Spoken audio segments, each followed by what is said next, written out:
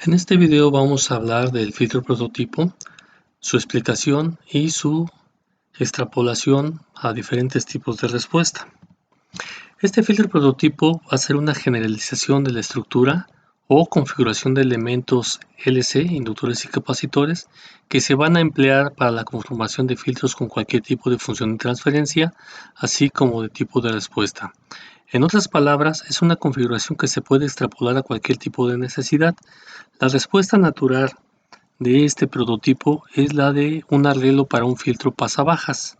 Sin embargo, como se mencionó, podemos extrapolar esta función de transferencia a un pasaaltas, a un pasabanda, a un rechazo de banda, con el tipo de respuesta que me interese, gaussiana, Butterworth, Chebyshev, elíptica, etc.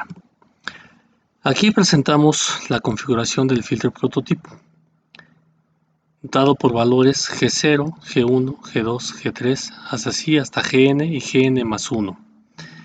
Aquí tenemos que el prototipo empieza con un capacitor en paralelo, inductor en serie, capacitor en paralelo, seguiría otro inductor en serie, capacitor en paralelo y así sucesivamente. Cuando el orden del filtro es par, es decir, cuando tenemos 2, 4, 6, 8, etc. elementos o polos, el elemento va a empezar en un capacitor y va a terminar en un inductor. G0 y Gn más 1 son representación de la impedancia de entrada y de la impedancia de salida. Es decir, esta representación no indica que yo necesite poner una resistencia en la entrada y una resistencia a la salida del filtro. Al contrario, solamente es representación de su impedancia de entrada y su impedancia de salida. ¿Qué pasa cuando yo tengo un orden impar? Es decir, cuando el filtro está conformado por solamente 1, 3, 5, 7 o cualquier número de elementos impares, pues que el filtro va a empezar en un capacitor, inductor, así sucesivamente, y va a terminar en un capacitor. Por otra parte, en el diagrama de abajo, yo veo que ahora el filtro prototipo empieza con un inductor, sigue con un capacitor, un inductor y así sucesivamente. Nuevamente, si el orden del filtro es par, el elemento va a empezar con un inductor en serie y va a terminar con un capacitor en paralelo. Si el orden del filtro es impar, empieza con un inductor en serie y va a terminar con un inductor en serie. Aquí podemos observar algo muy particular. En el primer diagrama, G1, por ejemplo, representa un capacitor. Sin embargo, en el segundo diagrama, G1 representa un inductor. ¿Quiénes son estos valores G1, G2, G3, G'enésima?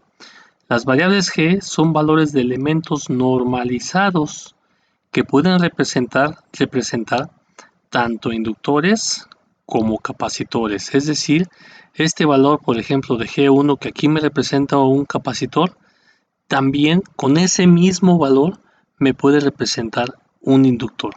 ¿De qué va a depender que esta representación se transforme en un capacitor o esta representación se transforme en un inductor? Va a depender del tipo de transformación que yo utilice.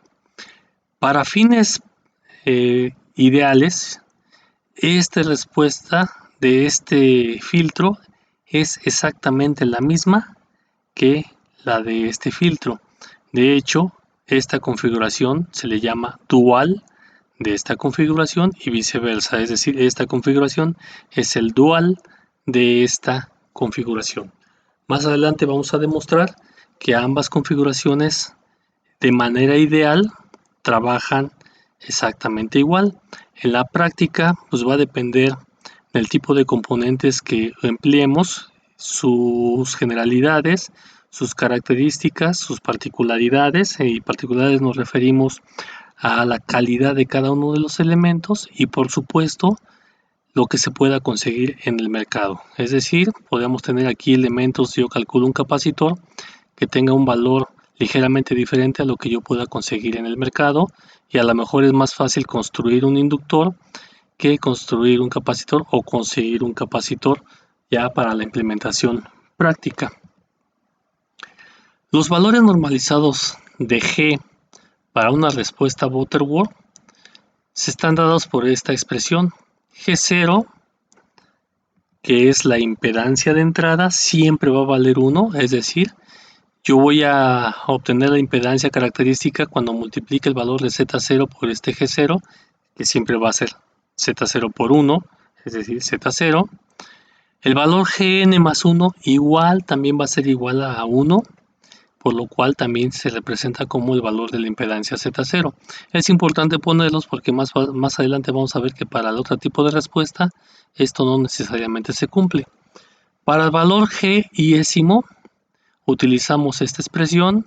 Hay que recordar que una función trigonométrica, cuando incluye un pi en alguna de sus expresiones, estamos hablando evidentemente de una función en radianes. Entonces, para obtener los valores desde i igual a 1 hasta enésimo, utilizo esta expresión. Por ejemplo, aquí en una pequeña rutinita de MATLAB, nosotros utilizamos el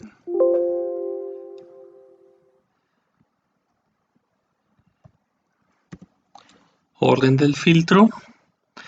En este caso vamos a suponer que el orden del filtro es 1. Entonces yo voy a obtener el valor de G1. Cuando este es 1, quiere decir que yo todavía voy a tener o un inductor o un capacitor.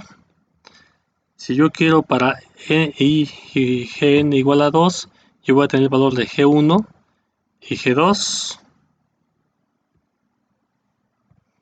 Para 3 voy a tener G1, G2, G3. Para 4, G1, G2, G3, G4. Hay que recordar que tanto G0 como G1 siempre valen 1, por lo cual aquí no necesitamos calcular absolutamente nada.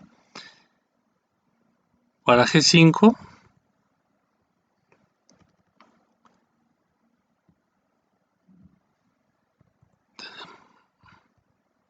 tenemos estos valores: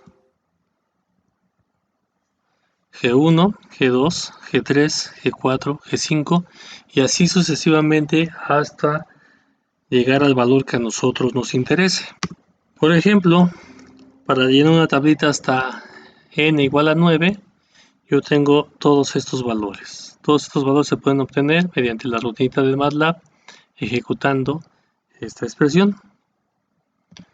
Para el caso del Chebyshev, la expresión para obtener los valores de G es un poquito más elaborada, pero el valor de G0 igual siempre va a ser 1.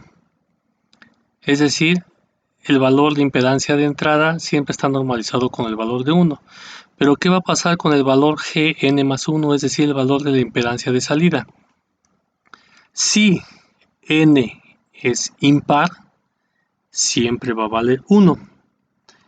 Pero si n es par, ya no vale 1, ya vale esta función, cotangente hiperbólica al cuadrado de beta entre 4. ¿Quién es beta? Beta es esta fórmula que, si se dan cuenta, va a depender del nivel de rizo que yo voy a utilizar en la banda de paso.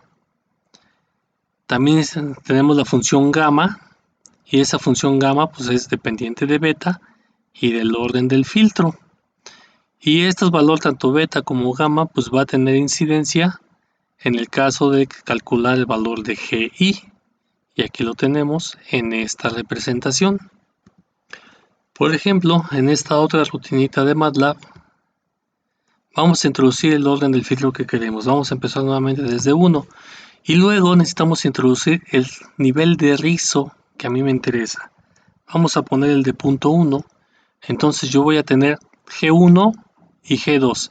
G2 es el valor Gn más 1 que yo voy a emplear para calcular la impedancia de salida de ese filtro. En este caso, este va a ser el valor de 1.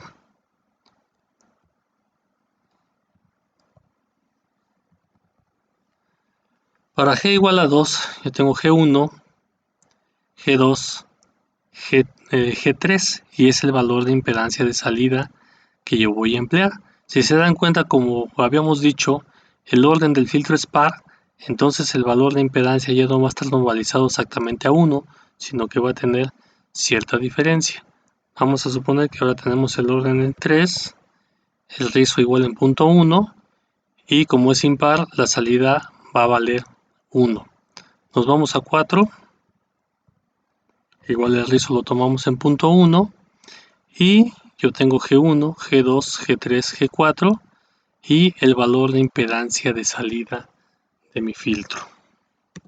Entonces, si resolvemos estas ecuaciones para diferentes valores del orden del filtro y para diferentes niveles de rizo en la banda de paso, yo puedo obtener diferentes tipos de respuesta. Por ejemplo, estas dos tablas, una es para un rizo de 0.01 decibeles y la otra es para un nivel de rizo de 0.04321 decibeles, y una tercera tabla que es para 0.1 dB. Por ejemplo, en vez de calcular a 0.04, a lo mejor yo me gustaría calcular esta en 0.05, un valor intermedio, o un valor mayor a 0.1 decibeles, por ejemplo 0.2, 0.3 decibeles en la banda de paso. Con esa misma rutinita podría calcular todos los valores que yo necesito para encontrar estos números normalizados.